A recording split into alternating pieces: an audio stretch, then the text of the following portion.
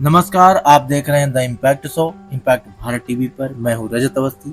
आज दिन भर की जो भी बड़ी खबरें हैं उनका विश्लेषण करके अब हम आपको बताने वाले हैं। तो आज की पहली खबर जो होगी वो ये होगी कि प्रधानमंत्री मोदी ने उत्तराखंड में अपनी रैली में जो बड़ी बातें कही हैं उसका हम विश्लेषण करेंगे। दूसरी खबर आपको आज हम बताएंगे कि रामदेव की जो कंपनी है पतंजलि, उस पर जो भ्रामक विज्ञापन फैलाने का जो आरोप लगा था, कोर्ट में बाबा रामदेव पेश हुए। उन पर जो कार्रवाई और जो कोर्ट ने आगे उस पर कहा है उस पर आपको बताएंगे। और तीसरी खबर हम बताएंगे कि अरुण गोविंद ने अपना नॉमिनेशन भरा है, चुनाव लड़ने जा रहे हैं वो मेरठ से। बीजेपी ने उनको टिकट दिया था। हमारी चौथी खबर होगी कि अतीक की बहन अशरफ की पत्नी को जो 25-25 हजार की इनामी है, तो उमेश सतपाल हत्याकांड में जो उनकी तलाश चल रही है उसमें आगे क्या कार्रवाई हुई है। और आखिरी और पांचवी खबर आपको बताएंगे कि कानपुर की राखी मंडी में भीषण आग लग गई, जिसमें 60 से अधिक झोपड़ियां जल गई हैं। तो एक एक करके हम आपको इन सभी खबरों का पूरा विश्लेषण करके पूरी जानकारी देने वाले हैं। तो शुरू करते हैं आज का द इम्पैक्ट शो मेरे यानी रजत अवस्थी के साथ। पहली खबर के साथ प्रधानमंत्री नरेंद्र मोदी उत्तराखंड में आज उन्होंने रैली की। उन्होंने वहां पे कहा कि तीसरे टर्म में फ्री बिजली का टारगेट है हमारा। उन्होंने कहा सरकार की नीयत सही हो तो नतीजे भी सही आते हैं। कांग्रेस लोगों को भड़का रही है लेकिन हम ईमानदारी से काम कर रहे हैं। प्रधानमंत्री नरेंद्र मोदी ने मंगलवार को उत्तराखंड के रुद्रपुर में चुनावी सभा को संबोधित किया। उन्होंने कहा कि हमारी सरकार तीसरे टर्म में फ्री बिजली देने की योजना बना रही है। हर घर में सोलर बिजली प्लांट लगाने की भी योजना है। उन्होंने कहा सरकार की नीयत सही हो तो नतीजे भी सही आते हैं। कांग्रेस के शाही परिवार के शहजादे ने ऐलान किया है कि अगर देश ने तीसरी बार मोदी सरकार को चुना तो आग लग जाएगी। 60 साल तक देश पर राज करने वाले 10 साल सत्ता से बाहर क्या रह गए, अब देश में आग लगाने की बात कर रहे हैं, बौखला गए हैं। ऐसे लोगों को चुन चुन कर साफ कर देना चाहिए। जनता से अपील है कि इन सबको सबक सिखाए। ऐसे लोगों को मैदान में ही मत रहने दो भाइयों।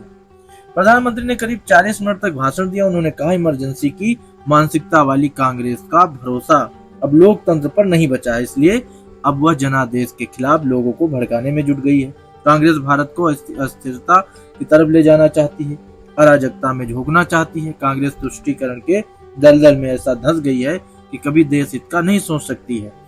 और उन्होंने कहा कि सभी लोग ये सोचते हैं कि मोदी इतना काम कैसे कर लेता है, वो थकता क्यों नहीं है। और उन्होंने कहा कि जो 10 सालों में काम हुआ है बाकियों से ज्यादा हुआ है, लेकिन मोदी इतने में मानने वाला नहीं है। ये 10 साल का काम तो सिर्फ ट्रेलर है। आने वाले समय में हम और बहुत कुछ करने वाले हैं और बहुत कुछ करना भी बाकी है।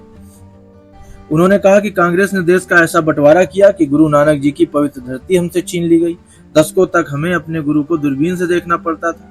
अब जाकर बीजेपी सरकार ने करतारपुर राहदारी बनाकर लोगों की जिंदगी आसान की है। यही कांग्रेस है जो घुसपैठियों को बढ़ावा देती है। लेकिन जब भाजपा सीएए के माध्यम से मां भारती में आस्था रखने वालों को भारत की नागरिकता देती है तो कांग्रेस को सबसे ज्यादा तकलीफ भी होती है। उन्होंने कहा तमिलनाडु के पास एक कच्चा थीवू द्वीप है जो द्वीप भारत का हिस्सा था, लेकिन कांग्रेस ने उसको श्रीलंका को दे दिया। कांग्रेस जिसके नेता देश के टुकड़े टुकड़े करने की बात करते हो वो कच्चा थीवू को दे देते हो। क्या ऐसी कांग्रेस देश की रक्षा कर सकती है? मैं कहता हूँ भ्रष्टाचार हटाओ, वो कहते हैं भ्रष्टाचारी बचाओ। लेकिन मोदी इनकी गालियों और धमकियों से डरने वाला नहीं है। हर भ्रष्ट पर कार्रवाई जारी रहेगी। तीसरे टर्म की शुरुआत में भ्रष्टाचार पर और तेज प्रहार होगा।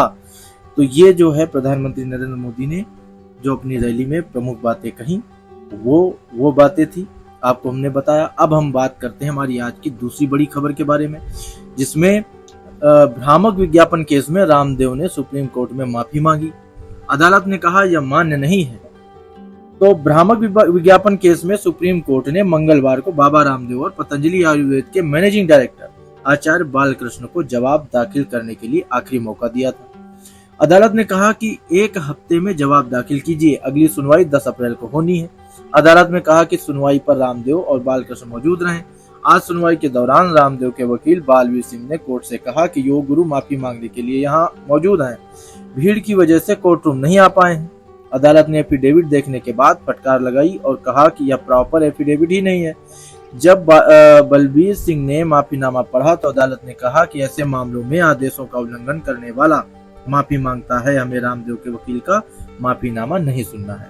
जस्टिस हिमा कोहली और जस्टिस अमानतुल्लाह की बेंच ने कहा, हम दोनों के खिलाफ झूठी बयानबाजी का केस चलाने का निर्देश रजिस्ट्रार को देते हैं। अदालत ने बलबीर सिंह से कहा, आप तैयार रहिएगा। सुप्रीम कोर्ट की फटकार के बाद रामदेव और बालकृष्ण कोर्ट रूम पहुंचे और रामदेव ने बिना शर्त माफी मांगी। बेंच ने कहा, केवल सुप्रीम कोर्ट नहीं, देश की हर अदालत के आदेश का सम्मान होना चाहिए। आपको अदालत के निर्देशों का पालन करना था और आपने हर सीमा लांघी है। अदालत ने कहा कि जब पतंजलि हर कस्बे में जाकर कह रही थी एलोपैथी से कोविड में कोई राहत नहीं मिलती, तो केंद्र ने अपनी आंखें क्यों बंद कर रखी थी? सही एफिडेविट फाइल न करने पर केंद्र की ओर से सॉलिसिटर जनरल तुषार मेहता ने कहा कि जो हुआ वो नहीं होना चाहिए था। मेहता ने रामदेव और पतंजलि के वकीलों को सहयोग करने की पेशकश की। Supreme court Indian medical association यानी IMA की ओर से 17 अगस्त 2022 को दायर की गई याचिका पर सुनवाई कर रही थी। इसमें कहा गया कि पतंजलि ने कोविड वैक्सीनेशन और एलोपैथी के खिलाफ निगेटिव प्रचार किया, वहीं खुद की आयुर्वेदिक दवाओं में कुछ बीमारियों के इलाज का झूठा दावा भी किया। तो ये जो आज की कार्रवाई थी बाबा रामदेव की पतंजलि के लिए, उस पर हमने आपको जानकारी दी। अब हम बात करते हैं हमारी तीसरी खबर के बारे में। अरुण गोविल ने मेरठ में नॉमिनेशन भरा है। उन्होंने कहा, सेवा का अवसर प्रभु राम ने दिया। रोड शो भी उन्होंने किया। डिप्टी सीएम केशव प्रसाद मौर्य भी उनके साथ मौजूद रहे। मेरठ में भाजपा प्रत्याशी अरुण गोविल ने नामांकन भरा।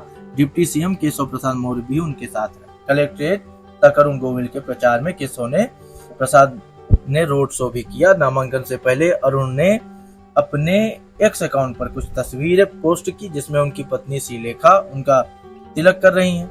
उन्होंने लिखा, आज मेरे जीवन का सबसे महत्वपूर्ण दिन है। मेरठ की सेवा का अवसर मुझे प्रभु राम ने दिया है। अपने परिवार से शुभकामनाएं लेकर आज लोकसभा नामांकन के लिए निकल रहा हूं। आपकी शुभकामनाओं का इंतजार भी रहेगा। वहीं गृह मंत्री अमित शाह पश्चिम यूपी के मुजफ्फरनगर से 3 अप्रैल को प्रचार की शुरुआत करेंगे। रक्षा मंत्री राजनाथ सिंह 3 अप्रैल को गाजियाबाद में भाजपा प्रत्याशी अतुल गर्ग के नामांकन में शामिल होंगे। इसके बाद चुनावी सभा को संबोधित करेंगे। भाजपा के राष्ट्रीय अध्यक्ष जेपी नड्डा 5 अप्रैल को पीलीभीत और रामपुर में चुनावी कार्यक्रम में शामिल रहेंगे। तो ये आज जो अरुण गोविल ने नामांकन भरा है उस पर ये आज की खबर थी। अब बात करते हैं हमारी चौथी खबर के बारे में। चौथी खबर हमारी है, अतीक की बहन अशरफ की पत्नी जो कि 25-25 हजार की इनामी है। उमेश पाल हत्याकांड में उनकी तलाश जारी है। माफिया के परिवार की तीनों महिलाओं पर इनाम है। उमेश पाल हत्याकांड के बाद से फरार अतीक अहमद की बहन आयशा नूरी और अशरफ की पत्नी जैनब फातिमा भी अब इनामी हो गई हैं। प्रयागराज कमिश्नरेट पुलिस ने उन पर 25-25 हजार रुपए का इनाम घोषित कर दिया है। अतीक की पत्नी शाइस्ता परवीन पर पहले से ही 50 हजार रुपए का इनाम है। अतीक परिवार की तीनों महिलाएं अब इनामी हो गई हैं। तीनों की तलाश तेज कर दी गई है। प्रदेश के सभी जिलों में सूचना भेजी गई है। उमेश पाल हत्याकांड में जैनब फातिमा के साथ ही आयशा नूरी भी आरोपी हैं। मेरठ के नौचंदी थाना क्षेत्र के भवानी नगर में रहने वाले डॉक्टर इखलाक अहमद की पत्नी आसिया नूरी की तलाश मेरठ में कई बार छापेमारी हो चुकी है। आयशा का पति डॉक्टर इखलाक अब पहले से ही जेल में बंद है। उमेश पाल हत्याकांड के बाद बमबाज गुड्डू मुस्लिम आयशा नूरी के मेरठ स्थित घर पहुंचा था। वहां से रुपए और मदद मिलने के बाद गुड्डू फरार हो गया था। बाद में आयशा के घर छापेमारी में जब पुलिस ने सीसीटीवी कैमरे और DVR कब्जे में ली तो फुटेज में गुड्डू मुस्लिम नजर आया। आयशा को हत्याकांड की साजिश में शामिल माना गया था। अशरफ की पत्नी जैनब पर वक्फ बोर्ड की 100 करोड़ की संपत्ति अपने भाइयों संग मिलकर कब्जा करने और बेचने का केस दर्ज है। मामले में जैनब फातिमा समेत 7 लोगों के खिलाफ नामजद मुकदमा दर्ज है। पूरा मुफ्ती थाने में जैनब फातिमा, अशरफ के साले सद्दाम, जैद, सिल्वी, नईम, तारिक सहित अन्य के खिलाफ 18 नवंबर को केस दर्ज किया गया था। मामला पूरा मुफ्ती के अकबरपुर गांव की जमीन का है। जमीन पर बनाए गए अवैध निर्माण को PDA जल्द ही गिराने की तैयारी में है। तो ये हमारी आज की चौथी खबर थी। अब आपको हम आज की आखिरी और 5वीं खबर का विश्लेषण करके बता रहे हैं।